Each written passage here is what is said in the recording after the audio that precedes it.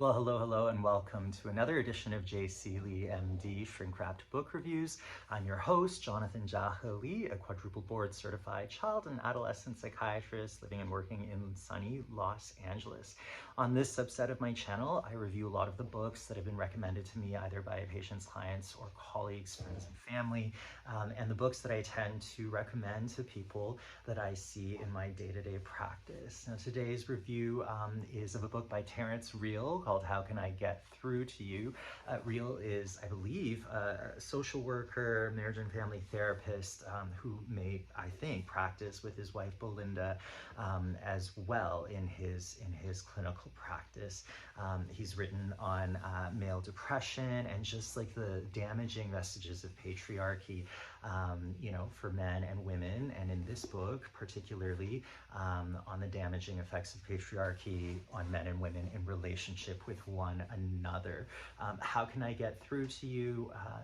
So much in here packed in terms of the history of the disillusionment, the devaluation of all things that are soft or feminine, things like our emotions, our vulnerability, being able to be honest, and how that tends to throw a wrench into the average kind of heterosexual relationship that is, played out in North American families day by day.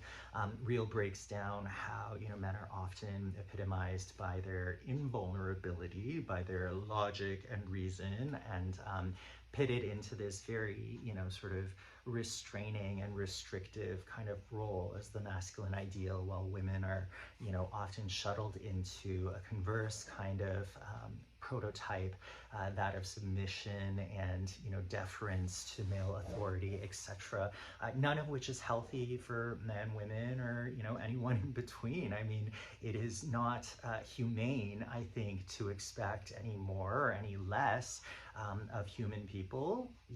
What is to be expected. And so he talks about some of the issues that arise typically with men in relationship because of this, kind of pull that exists in society that teaches us to be completely closed off or walled off. What I love about, his writing is that it's incredibly humorous. I think he's a really gifted writer.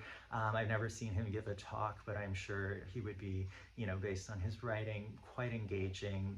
He cites a lot of, clinical cases, which are pithy and real, and he also reflects on some of his own gaffes and his own misgivings as a man raised in the culture that we currently inhabit. So as a therapist, as a psychiatrist, I have tons of respect for this person. I'll definitely be checking out some of his other offerings after this.